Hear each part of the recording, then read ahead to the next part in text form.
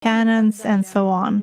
Muslims, as a rule, passionately believe and passionately give energy to their egregore, and this egregore protects them very well.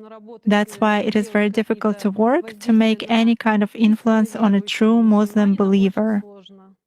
Is this some kind of a good egregore? Well, for them, yes. This egregore is good for adepts who contribute good energy to it. How do you sense it? For instance, you have found an energy trace of such person. What's next? Do you try to drag him somehow to visualize this threat and you fail? Or how do you do that? It disappears. I cannot get a grip on it. I focus on it, but something immediately knocks me out of the flow, just like that. Or I visualize the person in front of me clearly and can affect him even at a mental level, but some image is not created in my mind at all.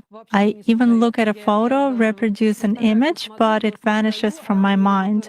Thus, I can clearly see that a person is covered with something. Does this only work with Muslims? It does for me. Nowadays, there are very few people among Christians who truly believe.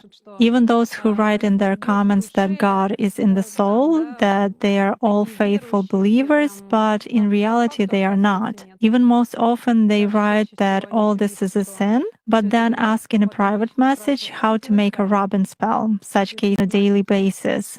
They are constantly under some kind of a dome, so it is very difficult to influence them. When you start impacting a person, he begins to address in a prayer. Indeed, many of them are very different from those who come to church only when everything is bad in their life.